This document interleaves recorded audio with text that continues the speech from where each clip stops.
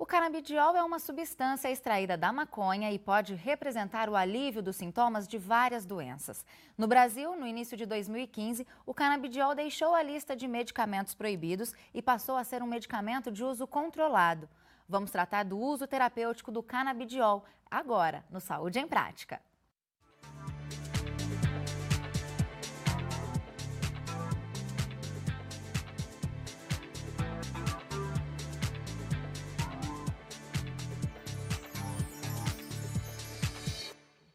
Para tirar as nossas dúvidas sobre o uso terapêutico do canabidiol, temos o prazer de receber a psiquiatra e professora da Faculdade de Medicina da Unesp de Botucatu, Florence Kerr Correia. Doutora Florence, é um prazer recebê-la para a gente falar sobre um assunto tão importante. O prazer é meu.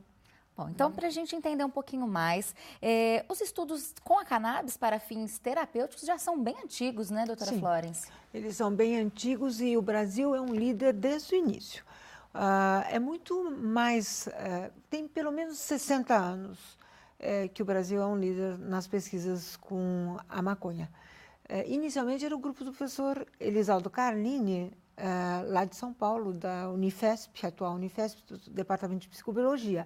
Atualmente os líderes nos estudos com canabidiol são docentes do atual Departamento de Neurociências e Ciências do Comportamento da Universidade de São Paulo de Ribeirão Preto. Agora, doutora Florence, a utilização da maconha, da cannabis, já vem de muitos anos atrás, né? Muito. Tudo indica que o uso, certeza, que o uso começou no Oriente. Aliás, o Oriente como um todo provavelmente usa mais a maconha do que usa o álcool. O islamismo proíbe, inclusive, o álcool, né? Ela é uma planta tão agreste, a maconha, ela tem macho e fêmea, né? Plantas macho e fêmea são as plantas fêmeas que dão a resina, que dão todos os produtos que são utilizados. E é usada realmente milenarmente. De uma maneira geral, quanto mais ela tem efeito sobre o psiquismo, menos boa é a fibra que ela produz, porque o cânhamo, que fizeram as velas, que trouxeram as caravelas do Cabral aqui para as Américas e para o Brasil, eram feitas todas de produtos, o cânhamo é da maconha, tá certo? Mas quando ela é boa de fibra, ela é ruim da parte psicotrópica, dessa parte que age no psiquismo. E tem diferentes variedades que produzem também maconhas que dão mais efeito alucinógeno, mais efeito tranquilizante e uma tendência que vem se observando com um trabalho junto com agrônomos, particularmente holandeses, né? Que é possível você conseguir produtos hoje com uma pureza, uma intensidade de produtos ativos absurda. Quando chegou nos 60%, o pessoal mandou parar, entende? De subir, porque você não pode falar que uma droga que antes você usava a 2,5%, 3% de produtos ativos é igual a uma droga que tem 60% de produtos ativos no seu psiquismo, né? Sim. Você está longe de estar numa droga que se pode chamar de light, ou leve, ou soft, coisa desse tipo. No Brasil, a maconha entrou junto com a escravidão. Tem registro de uso no Brasil já em 1559, de maneira que era chamada de erva até de Angola. E até no início de 1920, vamos dizer assim, na década de 20, a maconha era vendida até em farmácia no Brasil, e era em forma de cigarro mesmo, se vendiam maços, particularmente para asma e ansiedade. Então, muito antigamente, já os vários médicos, quem lidava com saúde, percebia que a maconha era tranquilizante para muitas pessoas e era dada para um mundo de coisas. Sim. Tá certo? Agora, quais as substâncias existentes nesta planta, né, na cannabis, na maconha, quais delas podem ter o uso terapêutico? Atualmente, o que a gente considera de uso terapêutico mesmo é o canabidiol, que é o que está sendo testado em Ribeirão Preto para esquizofrenia, que está sendo testada para pânico, para transtornos de ansiedade generalizada, para toque, o transtorno obsessivo compulsivo, né? para ansiedade de falar em público, tem gente que fica descontrolada, tem que fazer uma performance, alguma coisa, falar e não consegue tocar uma música diante de uma plateia. Todas essas coisas, o canabidiol, ela tem quase que um efeito contrário ao tetrahidrocanabidiol, que é aquela substância pela qual as pessoas que querem usar para ter um efeito de ficar, vamos dizer assim, chapado, tem, né? Porque a parte do tetrahidrocannabinol, ela pode dar, pelo contrário, ela pode dar transtornos de pânico, ela pode dar também quadros psicóticos, né? Então, e tem uma coisa que o grupo de São Paulo mostrou, os trabalhos pioneiros do professor Calini, é que o estado de espírito que você está define muito o tipo de efeito que a maconha pode dar. Então, ele dizia que a maconha era assim. Conforme o estado de espírito, sim, você podia ter uma reação muito boa ou uma reação ruim, muito ruim. Tá certo? Isso foi particularmente visto na época do Vietnã, em que uma porção de gente que tinha usado maconha anteriormente nos Estados Unidos não tinha nada, lá desenvolveu quadro psicótico. Então, tem isso. Também se achava que o termo assassino vem de hashishin, né? Do hashish, porque se achava que a pessoa ficava muito brava e assassinava os outros. E havia uma seita religiosa que usava o haxixe. E, na verdade, num roubo, uma pessoa que usa, vamos dizer, a maconha, ela pode estar num estado de estresse tremendo e que pode potencialmente dar um efeito contrário ao que habitualmente ela tem. O haxixe também tem ligação com a maconha, né? Ele é a resina, ela tem muito mais quantidade de substância ativa do que as flores e folhas da maconha. Né? Uhum. Tá. A nossa equipe de produção ela foi às ruas, doutora Florence, para saber, né, as dúvidas das pessoas sobre o canabidiol. E a dona Isilda tem uma pergunta para a gente que a gente vai conferir agora. Doutora, diferente da maconha, o canabidiol não é alucinógeno? O canabidiol não é alucinógeno. Não é. De forma alguma.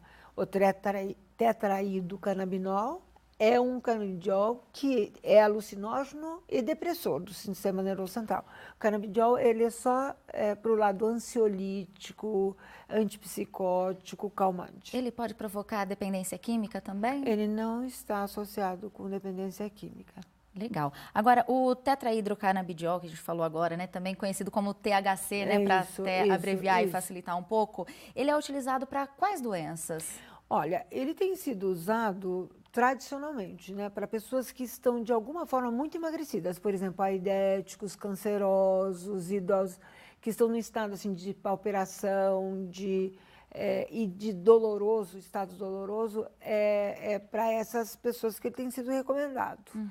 E daí, embora ele exista em formulação de comprimidos, ele também para náusea da quimioterapia, tem várias quimioterapias para câncer que dão muita náusea e vômito. Então, ele também teria um certo efeito antináusea, que não é que seja o único medicamento antináusea que pode ser utilizado, né? Uhum. Há uma preferência da maioria dos usuários, a gente percebe, pela forma fumada. Bom, a gente vai para um rápido intervalo. No próximo bloco, você confere os efeitos colaterais, as contraindicações e como o canabidiol se apresenta como medicamento pelo mundo. É daqui a pouquinho.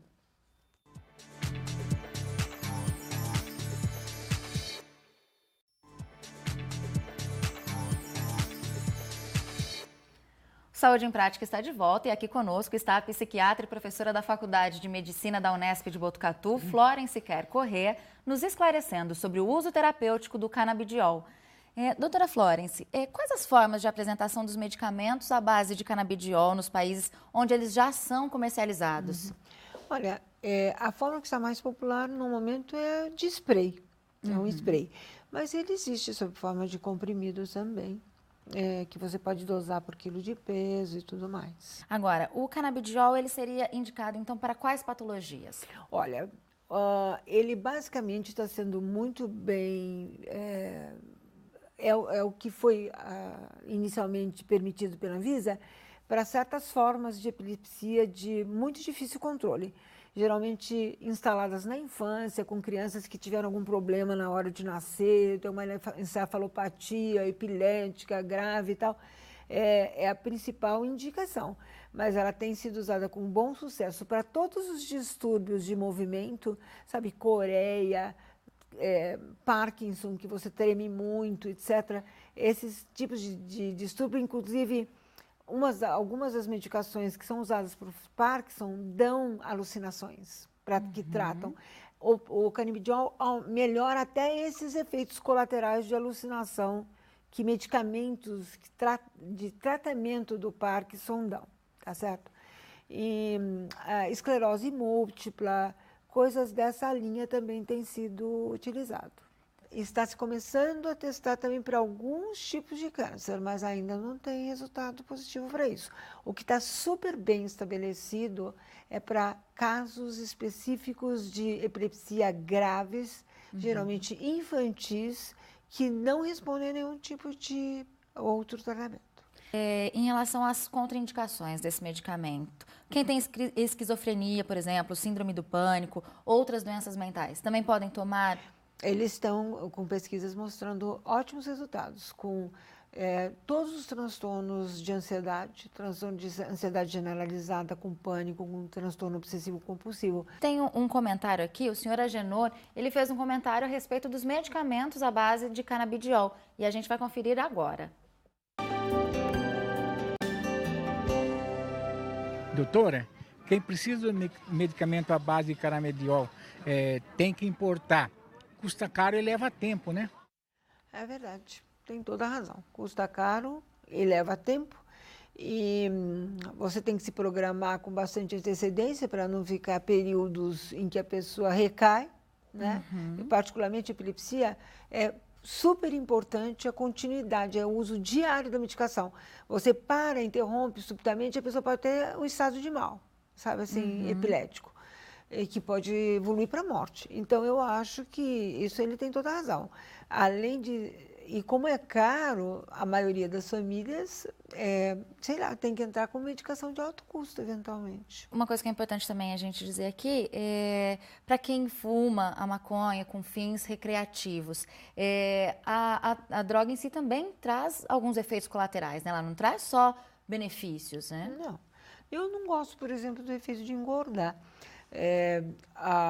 A procura por um peso melhor se dá realmente em populações bem específicas. É uma ou outra pessoa que é muito magrinha ou que tem uma doença consultiva que a faz emagrecer enormemente. A maioria das pessoas estão recorrendo à cirurgia bariátrica, fazendo o diabo para conseguir emagrecer. Sim. Então, eu acho um mau efeito para a maior parte das pessoas você, de repente, precisar atacar a geladeira e comer a compra da semana num dia.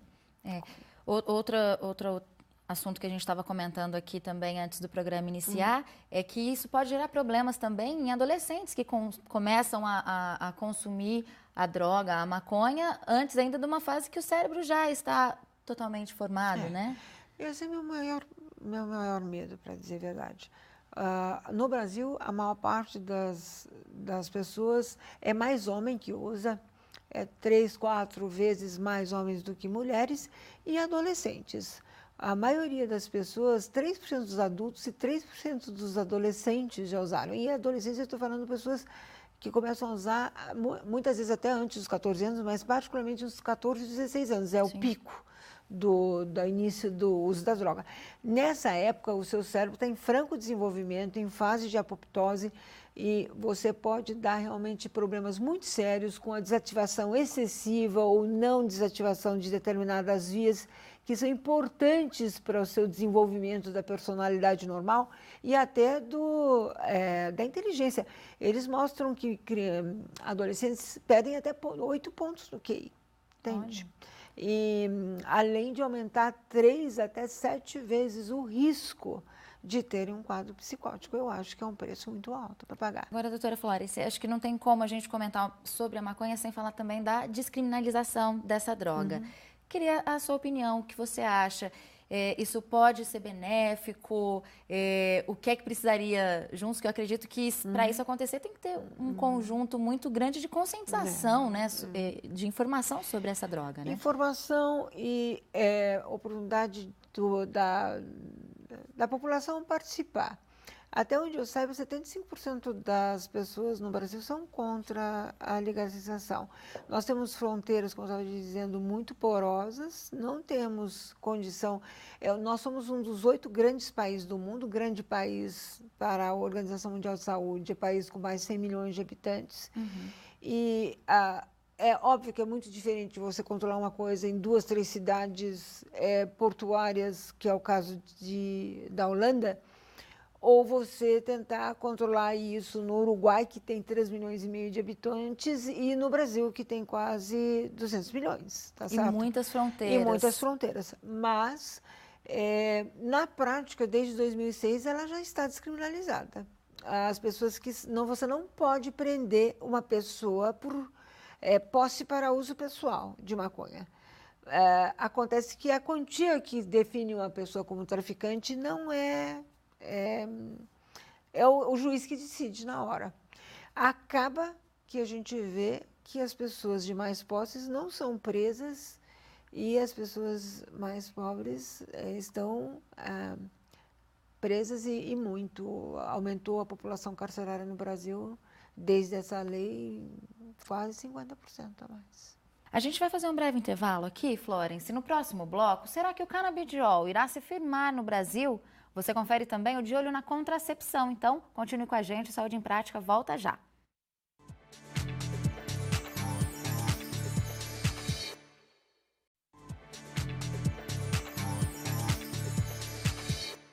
O Saúde em Prática está de volta, hoje tratando sobre o uso terapêutico do canabidiol.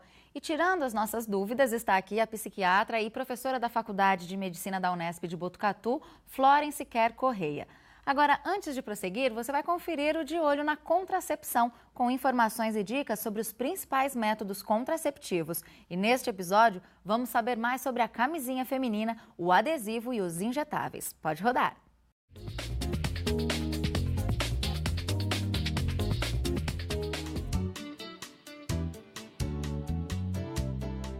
É um método também eficaz, onde previne, além de gestação, doenças sexualmente transmissíveis, assim como o preservativo masculino. A mulher, ela introduz na vagina e ela retira após o final da relação sexual, com cuidado para que não haja passagem de espermatozoide entre o preservativo feminino e a parede vaginal, por isso que ela deve ser bem colocada, para que não tenha nenhum contato do pênis com a vagina e o fundo ali do colo do útero.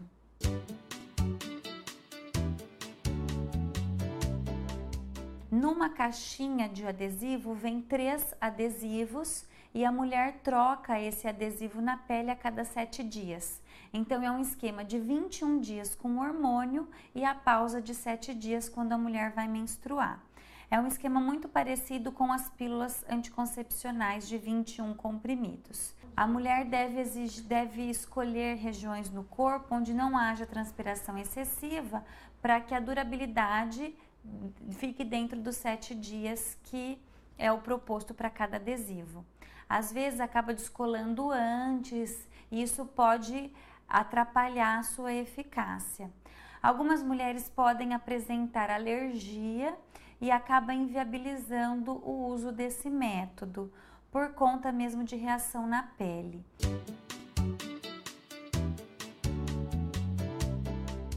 Em relação aos métodos injetáveis, que é também considerado métodos hormonais, nós temos 2 esquemas de aplicação e isso também vai refletir em esquema hormonal desses métodos. Nós temos o esquema de aplicação mensal e trimestral. Em relação ao esquema trimestral, ele contém só um tipo de hormônio, que é a progesterona. Os efeitos colaterais do método trimestral, em que a gente também tem que ficar atento, em relação a mulheres com menos de 35 anos, que faça uso desse método por mais de 1 ano, porque ele pode atrapalhar o ganho de massa óssea, e mulheres que depois desejam um retorno à fertilidade mais rápido, que com esse tipo de método isso torna mais demorado. As mulheres podem levar até 1 ano a voltar a ter ciclos ovulatórios normais.